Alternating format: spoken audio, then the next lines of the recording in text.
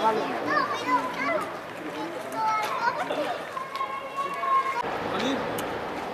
يا بدا سلامة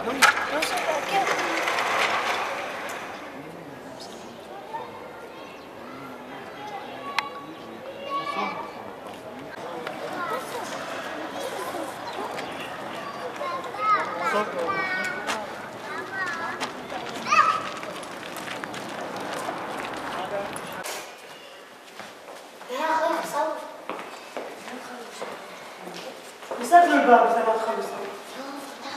جيلان تنا والله غابي. والله شخص الجيران بين جيلان عمدة تنا تشبر شيء.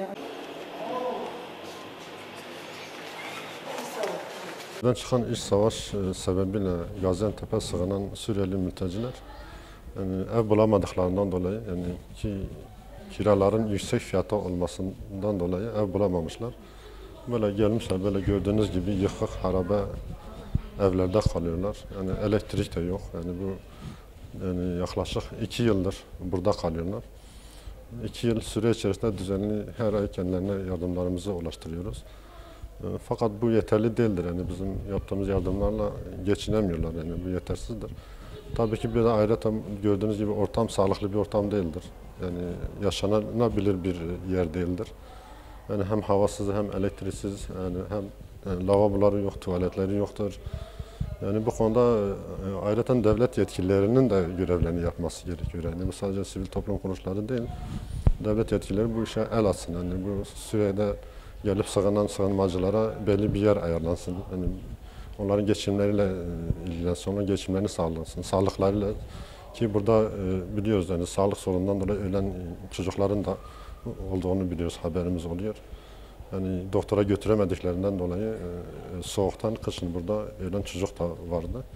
İşte bu aile de gördüğünüz gibi yani kocası da yaşlı, çalışamıyor. Yani evin çalışanı yoktur. Yani bundan dolayı biz elimizden geldiği kadar yardımlarımızı umutlar olarak ulaştırmaya çalışıyoruz.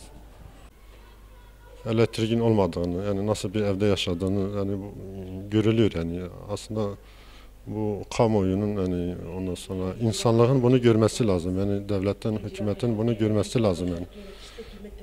Yani acınacak durumdalar yani. Yani hakikaten devlet yetkililerinin birçok işini askıya alıp bunlara yönelmesi gerekiyor. Yani çünkü bu vebal gerektiren bir durumdur. Yani böyle insanların mağdur bırakılması yani ciddi vebal gerektiriyor ve ciddi sorunlara da yol açıyor. Yani mağdur ailedir. Yani yattıkları yeri görüyoruz, yatakları görüyorsunuz. Yani düzenli bir ortam yok, elektrik yok dediğimiz gibi. زاروكي مهور مالا ما قش قصفي كتي بومب عليه خستي وحالي ما نتحاله والله وام بريشان بونن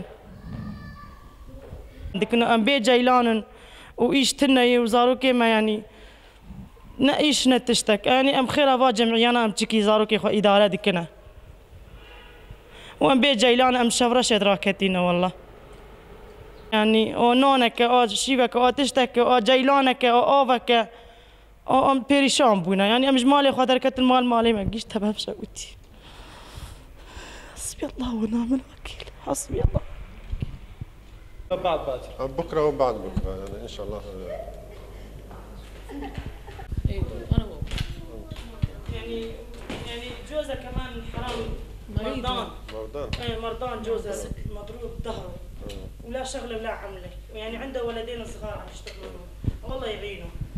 ايش يعني عم تفرج صوت يوم وجازي سك والله ما انا ومشابره شيلنا والله حزار جاي مسر في درجه كتن والله زاروكي ما بتشوف سر درجه كت والله دخلت راس كت مخواري والله جيلان تناي شابره شيلنا بدك هبن جيلان تناي ما بي جيلان والله حزار جاي سر في درجه كتمه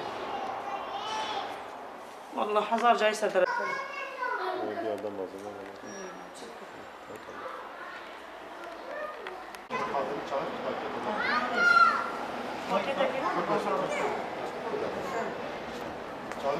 Tamam.